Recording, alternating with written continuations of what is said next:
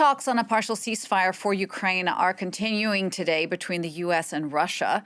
Those meetings in Saudi Arabia come just after another round of negotiations between the U.S. and Ukraine.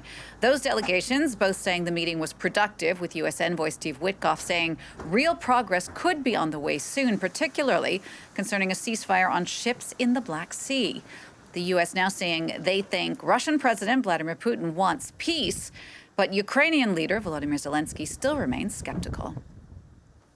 It is clear to absolutely everyone in the world that Russia is the only one who is dragging this war out, the only one who brought it here and who needs to continue it. We're going to talk a bit more about this now with our international affairs editor, Angela Diffley, who joins me on the set. Angela, we just heard Zelensky there sounding very pessimistic. I mean, might we expect something to really come out of these talks today between the Russians and the Americans? Expectations are being lowered all round. You know, after this, in 24 hours, I will sort out Russia, Ukraine. We're an awful long way from that. It seems that possibly there might be some progress on reviving what's known as the Black Sea Initiative, which was this deal under which Ukraine could export its grain, which was bought a lot around the world and did lead briefly to some severe food shortages. Ukraine was able to export its grain, and Russia was able to export its farm produce, some farm produce and fertilizer, and that there would be no attacks on that in the Black Sea and areas would be demined.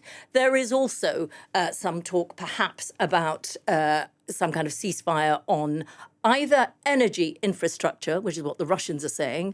The Ukrainians are saying energy and infrastructure, meaning ports and railways and other types of infrastructure. In any case, if you look at this Black Sea Initiative being revived, it was already there until July 2023. There were some suspensions of that deal, but it's not a big win, given that that was already there. You know, we have come such a long way from, you know, this will be sorted out in no time at all, to reviving something that was already there until July 2023. The Russians also know that there is no great incentive for them to concede much. They're in a strong position, and they know how desperately Donald Trump wants something that he can present as a win. So they're not really in a position to concede much. They're not really in the mood to concede much. Nevertheless, they won't want him to lose face altogether.